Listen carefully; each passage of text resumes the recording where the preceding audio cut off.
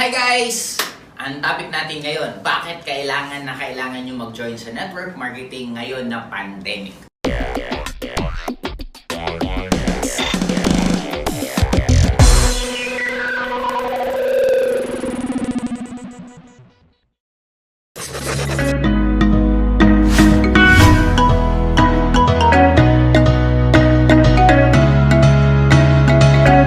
Bago ako magsimula, syempre magpapakilala muna ako. My name is Joseph Lim.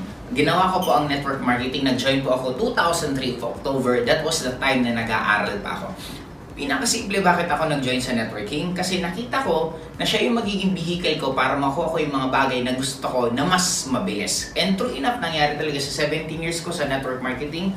Nagkaroon ako ng mga sasakyan, nakapunta ako sa iba't ibang bansa, at ang isang pinakamagandang for me na na-experience ko, naregaluhan ko ng sariling bahay mismo ang parents ko. And take note, ginawa ko po yan sa panahon na offline pa. Ano ba offline? Kasi ang network marketing, meron dalawang klase na siya sa panahon ngayon. Ginawa ko siya ng offline, yun yung pinakamahirap stage ng network marketing. Bakit? Kailangan mong pumunta sa iba't ibang lugar. Pag hindi ka full-timer, maghirap na maging successful ka sa networking. Magastos po siya kasi panggas, pamasahe, papakainin pa yung prospects mo, papakapihin mo pa, may mga venue ka pang babayaran. Okay, that was the offline. Ang kagandahan ngayon, may tinatawag mo tayong online. Ano ba ang online? Ito yung pag may network marketing na napakadali kasi pwede mo na siyang gawin sa loob lang ng bahay mo. Yes, tama po. Tama po, naririnig nyo. Pwede kayong maging successful sa panahon ngayon na hindi ka na nagpapakape.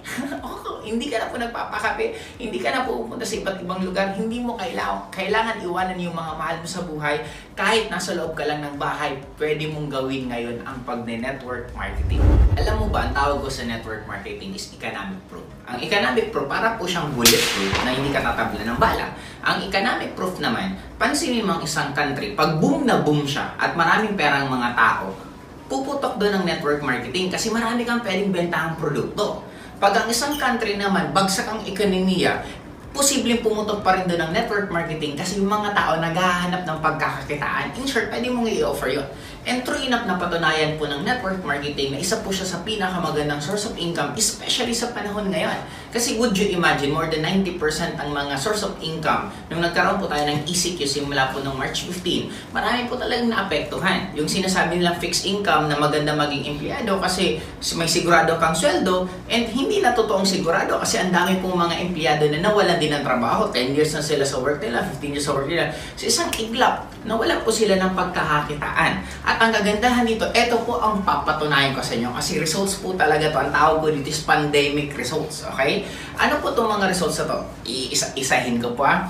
Meron po dito ang isa, si Maricel Cañares. Okay? Former Syria na domestic helper po siya. Ang kagandahan po, alam magkano sweldo niya? 7,000 po, 8,000 pesos. Yes, you heard me right. Ang liit ng sweldo niya. Alam mo kung bakit?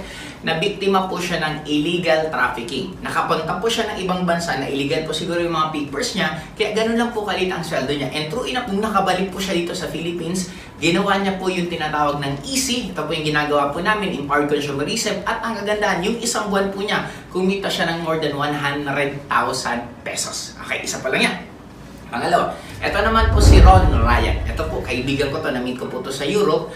Isa po siyang waiter sa isang Chinese restaurant. Ang sweldo niya po, nasa 1,200 euro. Yun po ang sweldo niya. At ang kagandahan po, because of this easy, kumita po siya ng 900 euro sa loob lang ng 4 days.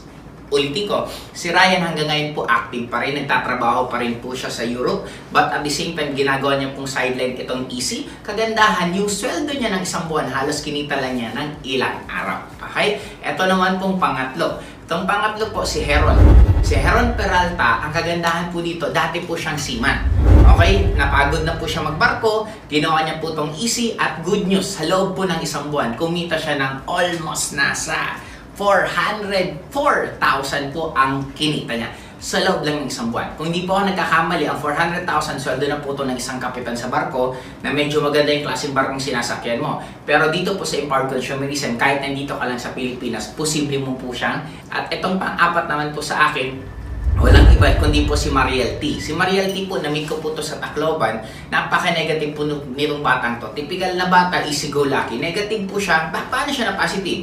Yung ate po niya, pinilit siyang umattend ng seminar. Sabi ng ate niya, pag hindi ka umattend ng seminar, hindi na kita bibigyan ng baon mo. In short, walang choice po yung bata, umattend. Pag-attend po niya ng seminar, naintindihan niyo po yung kagandahan ng empowered consumerism, ginawa niya po at good news. Ngayon, hindi na po siya humihingi ng pera sa ate niya at kagandahan, kumita po siya ng nasa 100,000 sa loob lang ng isang buwan. Si Mariel po is only 22 years old. Okay? At last but not the least, hindi ko po ito pakalimutan kasi kalalabas lang po ng check niya.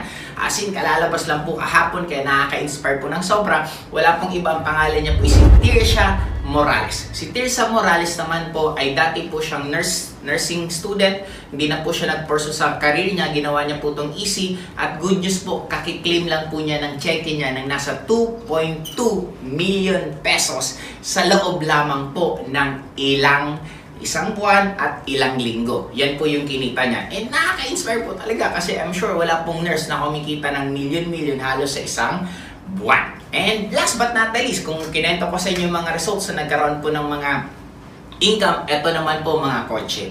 Nakaka-inspire lang po kasi imagine mo, ulitin ko pandemic results to. Kinita nila to sa panahon ng quarantine. Sa panahon ng ang mga tao hindi nakakalabas, sa panahon na ang mga tao sabi nila wala na daw pera, pero bakit may mga kumita pa rin ng ganito? Okay? Last but not the least, ito pong mga taong to. Number 1 po, naglabas po ng Ford Mustang 2020. Wala pong iba kundi si Rafael Vergara. Si Rafael Vergara po, dati lang po siyang konduktor. Yes po, pwede nyo po siyang i-research. Isusulat ko naman po dito sa video to lahat po ng mga Facebook nila. You could directly inform sa kanila or kung gusto nyo po mag-join directly sa kanila, sila po yung kontakin nyo. Si Rafael Vergara po, dati po siyang konduktor sa Cubao Antipolo kasi taga Antipolo siya. Yung po yung ruta niya before. At pangalawa po is walang iba kundi si Brian Bibe. Si Brian Bibe naman po, tubong Bicol to, nagtatrabaho po sa SM. Ginibap niya po yung pagtatrabaho sa SM kasi na-realize niya, sumasayke lang daw ang buhay niya, sangla, utang, doon lang daw siya umiikot ang buhay niya. Ginawa niya to at good news po, because of the pandemic, nagkaroon po ng results si Brian Bibe at kalalabas lang po niya ng latest na results niya, latest na kotse niya, wala pang iba kung hindi yung Camaro.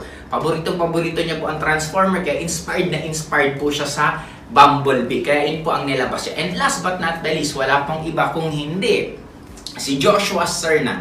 Ito naman po, batang-batang to, nakilala ko po to sa Cebu kasi ang friend ko po yung parents niya. And ang kagandahan dito kay Joshua kasi nung nag-join po siya at ginawa niya itong empowered consumerism, ang kagandahan, 19 years old pa lang siya ngayon.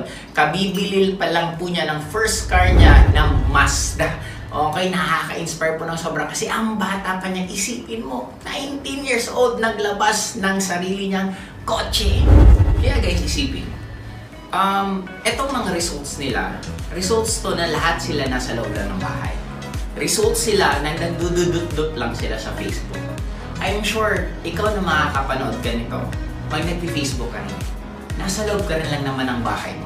Kesa sumasakit pa ang ulo sa'yo ng government na ikulong ka sa loob ng bahay, gusto mong lumabas para sa akin, pag-aralan mo na lang to. Pare-pareho tayo nag-Facebook, pare-pareho tayo nasa loob ng mga bahay natin. Ang pagkakaiba lang kami hanggang ngayon tuloy-tuloy kumikita. Kaya kung ikaw yung nakakapanood nito at habang pinapanood mo yung mga kinakwento ko sa inyo at nabivisualize mo sa sarili mo na wow, gusto ko rin kumita niyan, wow, gusto ko rin magkaroon ng results na ganyan, good news para sa'yo talaga to. Kaya sa inyo pong mga makakapanood nito, kung ikaw yung wala ng trabaho, mawawala ng trabaho, nauubos na ang savings mo, isa ka sa mga OFW na galing ibang bansa na pinauwi na dito kasi wala ka ng trabaho, malay mo.